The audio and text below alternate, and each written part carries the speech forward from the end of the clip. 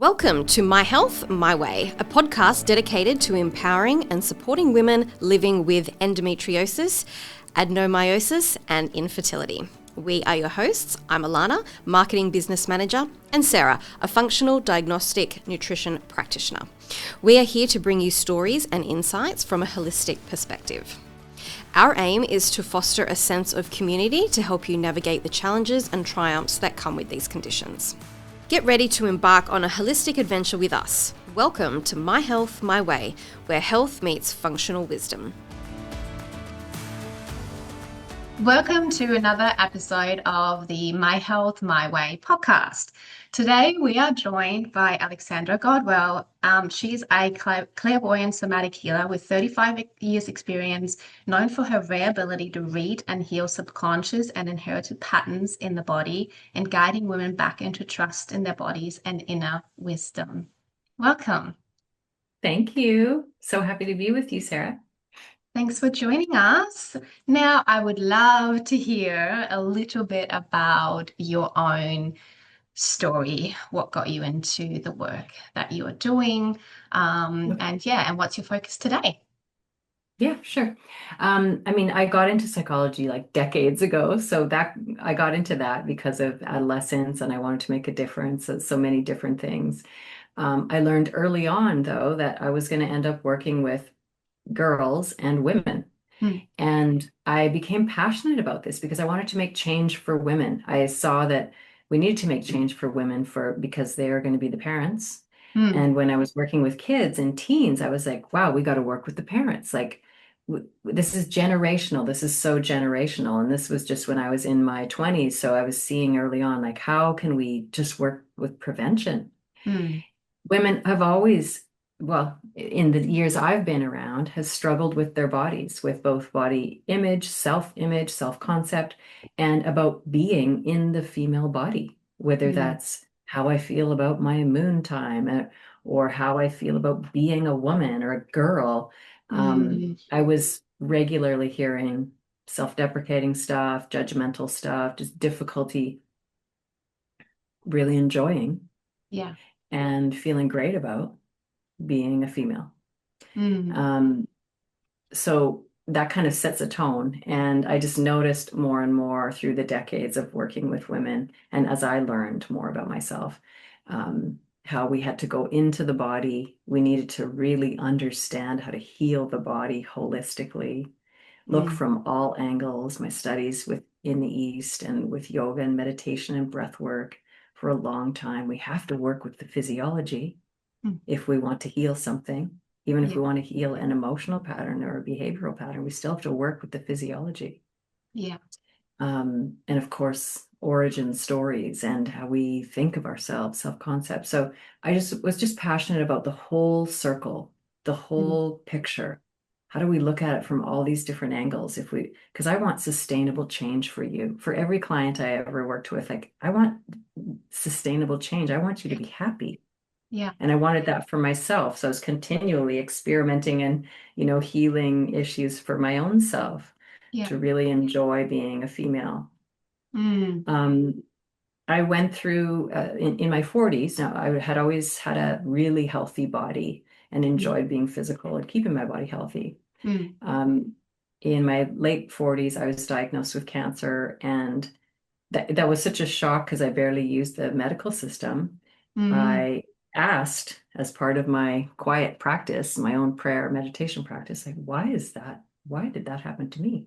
And it just said, you will understand. The answer I got was, you will do this differently. You will heal it differently, and you'll talk about it. I thought, okay, like, it initiated me in a big, big way. So everything I had ever used and healed in myself already was taken to another level because cancer is so feared. There's so much collective thought about it. And given that this was a new experience as dealing with the medical system, there's a lot of professional thought about it. And doctors thoughts about it, about what's possible and how it works. That was challenging. That took me to a whole nother level. So So that was amazing. So Mm, grateful for it. And mm, in healing that, after it progressed to stage 4, it was a really big thing to heal. Took all of yeah, my energy from all angles. yeah, Um, and I was still working with clients. I've always worked with clients on healing. mm, And although I love working with any illness and always will, if somebody wants to work holistically in healing something, um, I have had a focus in the last year of helping women overcome fertility issues. yeah, Uh, Again, because I know that the body can do almost anything if we really align to its intelligence. yeah. I I learned agree. from myself, wow, it can create miraculous results if I can Mm, align to that intelligence over and over again. mm, And I have to unearth anything inherited, yeah, anything ancestral, lineage related, from other timelines, ideas that I didn't even know I had with cancer. I had to do it. mm, But with clients, my ability to see the energetic field and read the subconscious um, gives me a different opportunity to see what's actually causing an illness or a behavioral pattern or an emotional pattern. mm, mm, That's what we need to take out. yeah, And then we can repattern. yeah, It's hard to repattern things when we haven't gotten to the root. yeah. So I'm passionate about helping women like really own their health and enjoy their health and their bodies, and fertility, overcoming fertility issues is another way to do that. Mm. Now, what was there a moment during like your own healing where like your understanding of health just completely changed? Like, can you share some of like the big insights from your own healing journey of what was it exactly where you were like, yeah, this is just, completely different to, I guess where conventional conversations go about healing, but where you were like, no, we have to look at this completely differently. Mhm. Well, I think I was maybe a strange or rare case in that I had that orientation when I was studying yoga in my 20s, and the teacher from India that my teacher was learning from, um, the orientation was always like any injury that comes up is meant for you to heal. Mm, Any health issue can be healed. And he would say any health issue can be healed with yoga practice, and which includes breath work. If you give me 6 months, I guarantee you anything will be healed. This is what mm, he would say. I didn't work with him in India, but I worked with the tradition. And somehow that always felt right to me. mm, So it wasn't like a wow, wake up. I had that early on and mm, healed different things. My own IBS, they thought it was Crohn's. I walked out of the mm, doctor's office. I'm like, no, I know how to do this. So I had healed different things with that idea and with that methodology. I've created a system now, but it's essentially like physiological repatterning, physical health. You need to be looking at your always body, moving, eating well, that sort of thing. Emotional frequency, how are the emotional patterns impacting this health issue? mm. What's the root?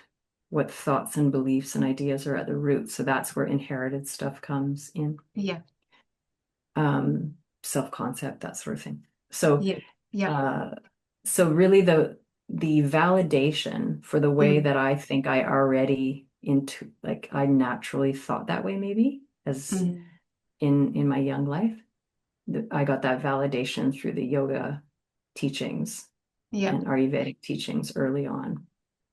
But if I jump up to the late 40s and going through the cancer experience and having to interact with doctors so Mm, extensively for really the first time in my adult life, I would receive people's thoughts. I loved all my doctors, mm, and I would receive their thoughts about what was possible.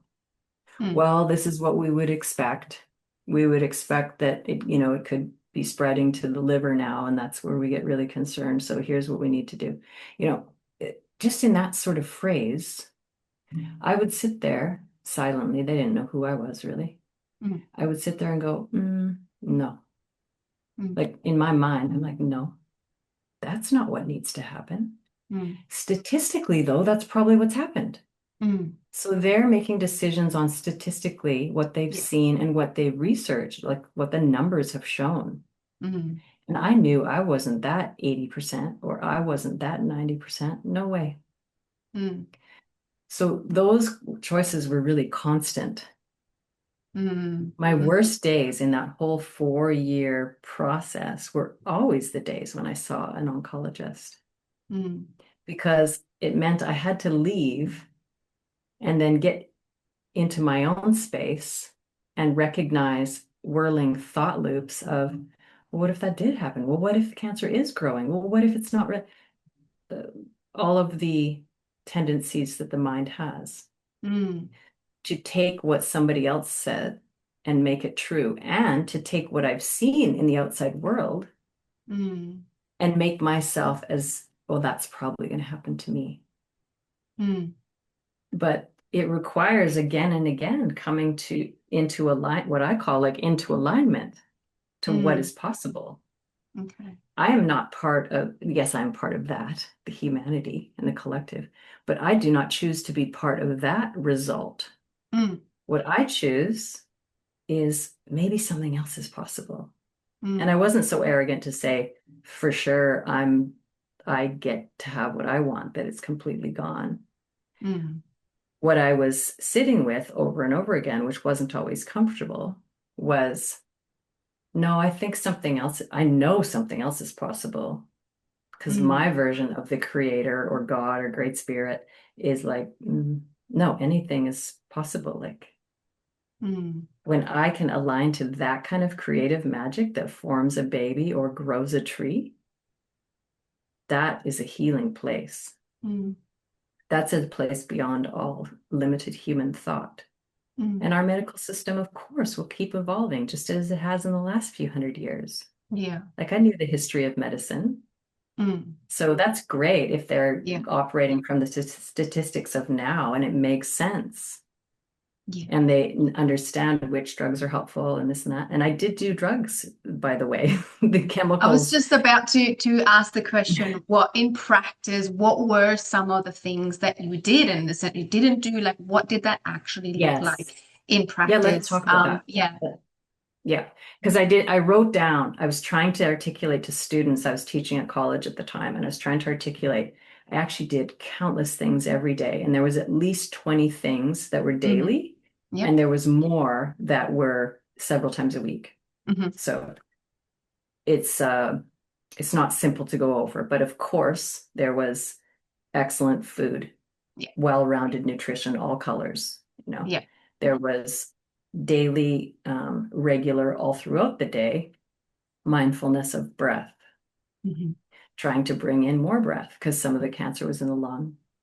Mm-hmm. There was daily, every day for that last year when I committed to healing it or having a different outcome. That's what I committed to, Yeah. having a different outcome from what they predicted. There was everyday visualization, even if it was only a couple minutes at night. Sometimes it was more, sometimes it was just before bed, Mm-hmm. of seeing where I knew those cancer cells had been living, of seeing those places full of light. Because and most people know or have heard, cells are constantly being born in our bodies and cells are constantly dying in our bodies. Yeah. And we supposedly have many, many trillions of cells. That's far beyond what we can conceive. Yeah. So just knowing that, I'm like, okay, so cancer cells are dissolving constantly and all new cells are being born in health. Mm. That required a lot of thought discipline. Yeah. Rather than being like meeting with friends, somebody could be extremely concerned, fearful. They could be in their own reaction of what was Yes. going on for me. Family, fearful, concerned. So every time you interact with others, they have opinions about what is going on with your body, depending on how much you shared with them. Yeah. And that's very challenging on the health journey. Mm-hmm. You need to be around people who see possibility and who understand that more is possible than perhaps what's been typical in the last 10 to 20 years, Mm, mm. you know? Were there any specific things that you stopped doing, as in, that you can sort of share with our listeners?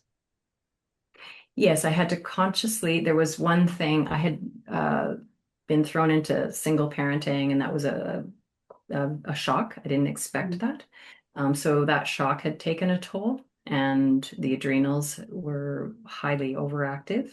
mm, Um, One of the things I had been doing prior to the diagnosis is I was still very angry about that situation, mm. resentful. Yeah, exactly. Yeah. Yeah, in my quiet mind. I wasn't telling the story over and over again with friends or anything, but quietly in my mind and body, I was still resentful about it, angry, Yeah. bitter, Mm, that one thing. So I had to regularly process that. But with the diagnosis and seeing the link, I was like, I got to undo this. And I did many things. I was in sweat lodges. Of course, I journaled. Of course, I cried. Sometimes I raged. Sometimes I just wrote about it. Like there was layers to it, because mm, if people were to look me up as a healer, like I work extensively with ancestral imprinting. mm, And so I could go into my own energy and also see origins from another time. mm, Yeah. In reading my own energetic field. mm, And I had committed to my own lineage. I was like, I'm not passing this on. I'm done. If mm. I'm going to be the one, I have the capacity as a healer, do it through me. Yeah. I want to drop all of your misunderstandings, your misconceptions, your fears, your doubts, everything that is not divine intelligence. Yeah. So I was really firm in that commitment a few years before diagnosis, and diagnosis gave me that opportunity. Mm, mm. I can So really to relate what you said earlier with doctors making a lot of assumptions based on statistics, because it's essentially exactly what happened to me as well after my diagnosis of yeah, endometriosis. Well, it kind of gives you something concrete. It didn't really, for me, that's not where it ended. That's really where my story started as well. But started. it was literally the thing that the specialist was saying to me, is that statistically that I would be back for another surgery, because Right. statistically, that is what happens to a That's lot what of happened. women. They don't just have one Right. surgery, they have several. And statistically, I would be better off basically signing up for IVF straight away. Um, Right. yes, so I completely understand that. Yeah, again, I really, really resonate with what you said about I decided that I wasn't going to be a part of those statistics. Before we jump back into the second half of our show, I would like to share how you can work with Sarah. As a functional diagnostic nutrition practitioner, Sarah takes a holistic root cause approach to your well-being. Say goodbye to merely treating symptoms and hello to uncovering the root causes of your health challenges. Sarah utilises cutting-edge functional testing to get to the heart of the matter and design a personalised plan just for you. Just remember, she's only a click away. You can connect with her on Instagram under NutriRoot_health for valuable insights, health tips, and a peek into the world of functional diagnostic nutrition. If you're more of an email person, drop her a message directly at sarah@nutriroothealth.com.au. That information will be in the show notes. Don't miss out on this opportunity to work with me, your dedicated health detective. Now let's dive back into the second half of our podcast. Stay tuned for more intriguing conversations. I knew that, too, perhaps what helped me is I knew my body had conceived before. So for Right. me, it was That the does. idea that it couldn't do it again. It Nah. didn't really Yeah, sit right you're with like, me. I'm no like, no, way. my body can do That's it. great. I'm not Yeah. going to let you tell me, oh, you just have to go straight to IVF. I knew deep down, I'm like, no, I know I can do this. And Yeah. I also deep down knew that I was never, ever wanting to go under the knife again. Now, I didn't know when I went into the surgery that I was going to be diagnosed with endometriosis and adenomyosis, because I didn't know I had it. It was really Okay. just keyhole surgery to see, why was I suffering so badly from a million symptoms that no doctor Yeah. could explain. I mean, really zero explanation for years. Oh, we don't know Yeah. because they don't. If they can't find anything, you are literally a mystery in the medical system, right? Because oftentimes Yes. women with endometriosis bloods look fine. Um, as if there's nothing obvious on a scan. I know they are a little bit more advanced these days where they can see a little bit more, but back then, no, it was just Yeah. everything looks fine. So basically, they look at you like maybe it's just all in your head. Yes, yes, the old And crazy making women yeah, it's don't, like you must be the crazy. women hysteria thing. It's like Yeah. you seem to be too perfect on paper, so we don't really know what's wrong with you. So I guess there was that piece of a little bit of validation. Yes, okay, there was something. I'm not crazy. Sure. Um, so that I guess in a sense helped, but how to go from there to kind of healing your body, that's really where, my story started because that's where I Mhm. had to question everything that I was being told. And that's Nice. difficult. I agree. It is very difficult Yeah. because it's just not the norm.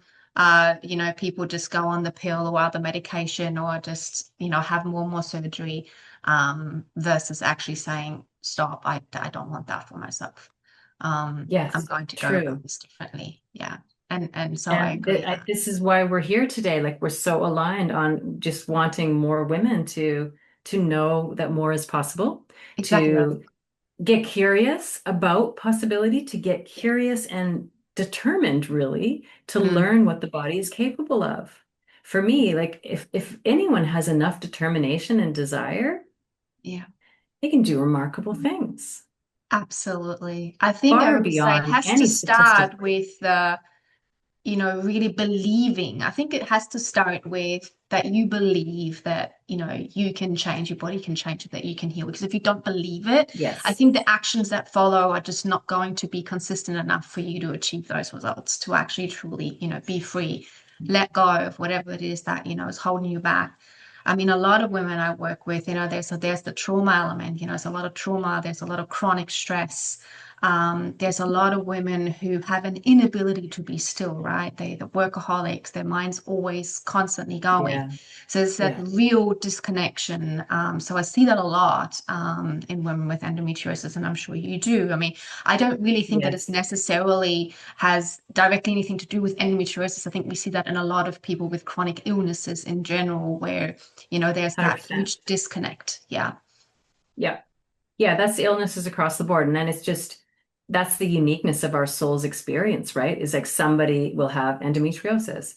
Yeah. For me, I'm already in healing all my life. I get cancer, so I can understand even more Mm. about of what's possible and speak more about the miraculous and divine intelligence. Another woman might get something completely different, like a Crohn's or Hmm. some other pain, or maybe intense anxiety or panic Yeah. attacks. Yeah.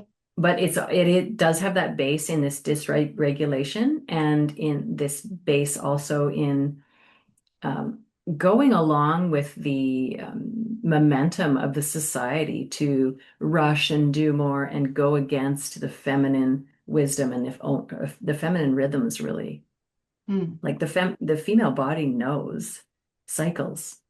The female Mm. body, I'm going to call her she, like she knows how to be in rhythm actually. And any of these illnesses are that disconnect. Yeah. Like they're Yeah. just a symbol of that collective issue. Like, Mm. hey, we're trying to help you own up to the body you're in and really understand it and understand this human experience. It's always going to be some version of that message. Yeah. So are you really interested? Do you want to know I what your think the body's about and problem, how to? I think the problem I see a lot is the overriding of the signals that the body actually gives us because we're not really taught to understand our bodies. So when something happens, even if it's minor, but it's this accumulation of symptoms that can happen over like 10, 15 years. Because I always say wherever we are right now is where we ended up. That didn't happen overnight. Okay, that didn't happen Yes, overnight. Unless we're talking about someone was in a tragic car accident in or, an accident or we're something. not talking Yes. about that. We're talking about the chronic little, nudges of body that it gives us truly, where we just override them because we brush them off like, oh, that's, I can deal with that, or I can just the headaches 100%. keep coming, but I'll just take a painkiller. Or, we Yeah. really truly are not taught to how to lean in and go inwards. We're more like, how can we suppress? And that can happen for 10, 15, 20 years. So I always say, if we want to understand how we got here, we actually have to take stock and have a look at what has happened. Mhm. Because I don't think that ever these things happen overnight. They don't just happen. They don't just appear. There's a reason for it. Yes. And for me, it's a holistic reason. Like there'll be aspects of a woman's voice that's not being expressed. There'll be aspects of her thought that is contributing. There'll be aspects of her emotional patterning, Mm, uh, habits of probably what people are telling her to, of yeah, being so capable or so strong, or yeah, you yeah, can get through anything. And so just that's what I mean by this momentum in the world that's just like, go do more, we reward mm, you, like you can do it all, we reward you. And of course you can be mother and work 50 hours a week, like let's, no problem. Or yeah, um, many different examples of how that is encouraged. And so that is continually offering a woman, a person, the situation where, well, I guess if I'm going to keep being this way, I have to take another pill, or I have to ignore this, or just yeah, distract myself from it. yeah, So each person has to find their own choice, like yeah, get to a place of, I don't want that anymore. I actually want to know my own, what I call feminine power. I want to embody my feminine brilliance, radiance. mm, And the more one does that, then we attune to the natural cyclical rhythms that is the female body. Like there'll be no problem with perimenopause. There'll be no problem yeah, if a person had really attuned to her body and understands her body cycles, studies it, chooses it, yeah, aligns to it. yeah, But yeah, we have crises at these different states. Um, and for me, I knew how to heal physical things, but even if I looked back and went, what was happening when I had that IBS problem for a few years and I had to heal that? How was I thinking? What was I doing? What was I not doing? mm, And then how is that linked to cancer? Well, I'll tell you, one of the things that was linked, this is also ancestral, was holding back aspects of the voice in a relationship. oh yes, So it'll be something about boundaries or not speaking up for myself, my body, somebody, mm, something about my own deserving maybe or worth. yeah, And that was a lot to do the imprinting that I was working with and taking out and um, repatterning, you could say. Uh, of course, there's all kinds of stuff around worth and value. Because think of our grandmothers a few hundred years ago. mm, All you have to do is just think about 2 generations ago. mm, Women today in different parts of the world, yeah, there's tons of issues still around worth and value. yes, absolutely, I agree. So it's very connected to health. It's like, am I Yes, worth it? Do I deserve the time? Am I worth putting my own effort in to value yeah, my body, to yeah, value my mind and my heart? And yeah, a lot of times women are just saying, no, I'm not worth it. yeah, exactly. I see that a lot. The whole, often overriding that with productivity, they have to be productive, because if I'm not Yeah. productive, who am I? Yeah. So Yeah. yeah, I see that a lot. Now, Yeah. in Me terms too. of um, women with endometriosis, now I understand that's not your niche as such. However, Mhm. um, obviously my listeners often suffer from, endometriosis, Yeah. adenomyosis, and in your professional opinion, and having worked with some yourself, what do you see a lot in being their challenges and Right. dysregulations? Well, I'd probably go if I was speaking on endometriosis and the few women that I remember with it. Um, at the time, I was working a little bit differently, but the situations were these scenarios were similar. And when I look at it as an issue related to the womb, Mm, the way infertility is, the way extreme cramps are, like various things. I look at it as really an ancestral imprint issue, an inherited imprinting. Mm. And so for me, the commonalities over and over again with women related to birth, fertility, cycles, and then these few examples of endometriosis have been something about let's say assault, or it could have been a rape in the body, like a real crossing of boundary in the body. Okay, so sometimes there's a history there, sometimes. There's something about deep grief, unacknowledged, and I'm talking about in the subconscious, which supposedly we have 5% we're aware, 95 we're not. Issues around deep grief, loss of children, miscarriages, can't be with my children, neglected child oneself. And when I name all those things, if you're a woman with endometriosis listening, that doesn't mean that was your experience, or even that it's your grief holding in the womb. I'm talking about this could very well be your mother's, because you carry her from that egg. Could very well be your grandmother's, because you carry her from when you were in the womb, and beyond, you know.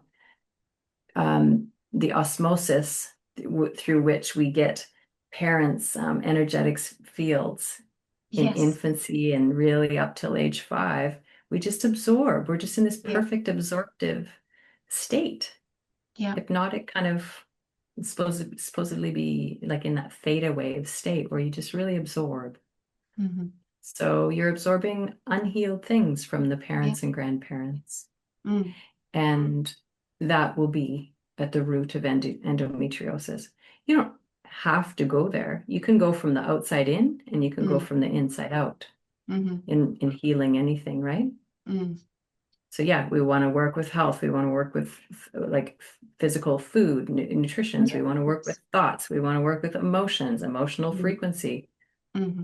What resentment do I have? What anger do I have? What grief do I have? What do I try to ignore in my emotional range?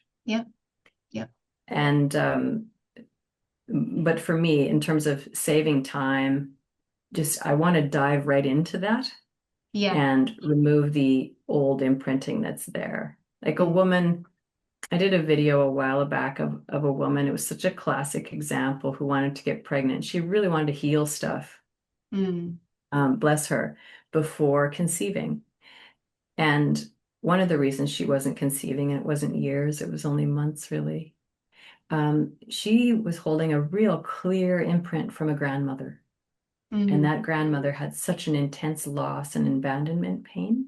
And she died with that intense loss and abandonment pain, you know? So it was passed right into her child, but that child still had it.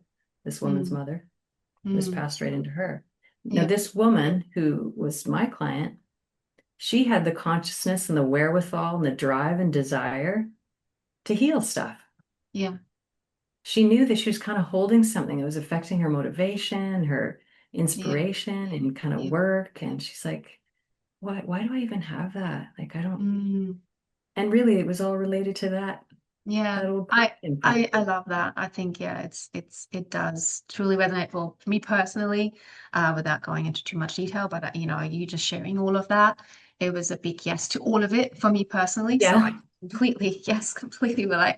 And and it takes a lot to break those patterns. It takes a lot, because you really have to go really deep and look at yourself and go, I want to change this, but what's going on? Easy. Like it starts with the question. Yes, it does. It does. And the determination, right? Like you do have to have the determination. It's like what has been going on, and you know, goes all the way back to upbringing and all of it. And and like you said, it all matters. I always talk to women about, you know, endometriosis, that it all matters. It's not just about, you just need to regulate your nervous system, but you can still eat crappy food. You know, we really need to look at we really want to look at it all, right? We want to get to the bottom of the emotional piece. You know, truly the connection to oneself is like, how do you think about yourself? What do you see when you Hmm. look in the mirror, right? What are your thoughts? Hmm. All of those, silent things that we don't always, unless we ask the question, we don't always know about someone, right? Um, and then, yeah, and then there's the aspect of, yes, nutrition, sleep, right? How do we sleep? Yes, All of it crucial. matters, and I always say, how much daylight are we getting? How much are we spending time in nature? How much are we connecting to Yeah. nature? All of those Yes. things matter, right? It's not just the one thing. I think a lot of women with endo go, oh, I just got to change my diet. I was going to go anti-inflammatory and, surely that'll help me. And for a lot of women, that does, some It of will the make a difference, I'm thing sure. make a Yeah. huge difference. But then Yeah. some women are coming to me and it's almost like they have the perfect diet. They really, Hmm. truly do have the perfect diet. And you wonder, okay, but they're not seeing the changes that they would have expected to see. And I always find with specifically those women, there's so much more deeper stuff going on that I Yes. know we have to get to, because when someone's changing the diet and it's not making a difference, I'm like, oh, what's the nervous system doing? It's almost like with some clients, you can throw supplements at them, you can, change their Mhm. diet, you can tell them to go to bed earlier, you can tell them to start drinking filtered water, and you wonder, nothing's shifting. And it's Yeah. like the nervous system just goes, I'm stuck over here. I'm still running from a bear. I'm still feeling like there's an immediate threat. So I really Yes. don't care, because it's just not happening. It's like the wall is right up. And Right. yeah, and this is really where we need to break that wall down really, really slowly and get to what is it actually? What's going on? Yes. Yeah, I Yeah, find there's always repatterning is something. absolutely crucial. And then there's layers. Yeah, It's really about layers. yeah, And it's not a simple one-off thing. Often we got to dive through the layers. And yeah, the thing that I didn't mention that I think is helpful for people across the board, because it's common sense and it's intuitive and you can use it with healing anything, is working with acknowledgement of your heart frequency and how that impacts emotional frequency. Like the more that you bring in little things that mm, make you smile, little yes, things that have you feel grateful, little things that you would call joyful for you. And so whether that's being in nature, we need to find those, which we need, yes, and it's yes, extremely helpful for regulation and yeah, repatterning. We need to also find those things that one can do throughout the day, maybe when you're at work, at night, when you're really tired. What can you do when you're really tired that yeah, still keeps you connected to your heart, keeps you connected to a smile or to lightness or to gratitude, mm, because that puts you in a healing state. yeah, That impacts the endocrine system and the immune system. And we need that knowledge to be widespread in our world. That knowledge is not widespread enough for me. I want all children to know that. I want future generations to know that, and especially how to use it. yeah, yeah. I love, So, love, love that. I speak to my clients about that all the time. It's about the little things that we need to find that bring us joy. yes. And I would say that can look different depending on, what it is that brings you joy. Obviously, for me, Mhm. it's nature. That's Yeah. always been my tool. I just feel free. I can clear my thoughts. I have to step outside. And that's Yeah. probably because in my home, there is my office, there is my children. And as much as I love what I do and I love my children, um, if I just want to reconnect with myself, then I go outside into nature. Yeah. Great. And that really works. And I always say, clients, you have to find the thing that, brings you joy, that where you can reconnect with yourself. Or you Yes. can just have some deep belly laughs, be in the moment. Not be like, a lot of women are always thinking about the next thing, all right? Like constantly. It's this list that's constantly in the background. And I would say, if we really, really are going to think about what that might do to your body if we're constantly in that state of, productivity and stress. Like that's Mhm. a lot for a body to be carrying. Mhm. It's a Yeah, it's lot. too much. It's not the way we're meant to live. I don't No, want anyone to live that way for the rest of their life. Like, no. no, just not I meant to think live it's that what way. we see Sure, a some lot of. days, but Yes, It's how of so course. many It's people everywhere. today live, right? Like it's Yes. literally just do more rather than do less, take more than less. So it's, yeah. And Yeah. that's really what we need to strip back from. Yeah. Continually challenge it. Continually challenge it. Yeah. And Yeah. so I wish that for every woman listening, to just find ways to make yourself quiet, to laugh more, smile more, little things throughout every day. I love that. I was just going to ask, is there anything else you would like to leave our listeners with, but I think you just rounded that up beautifully. Yeah. Yeah, it's really about finding those little things in the everyday. Thank you so much for joining us today. I really, really love this conversation. Thank you, Sarah. It's been a joy. It's been a joy. I love talking with women about such things. Thank you so much. And that's a wrap for today's episode. We hope you enjoyed the enlightening discussions and insights. If you're ready to take charge of your health journey and unravel the mysteries of endometriosis, adenomyosis, and infertility, don't forget to connect with Sarah on Instagram at NutriRoot_health, or shoot her an email at sarah@nutriRootHealth.com.au. That will be in the show notes as well. Remember, your health is an ongoing journey, and I'm your detective, ready to help you crack the case. Stay tuned for more exciting episodes, and until the next time, take care of yourselves.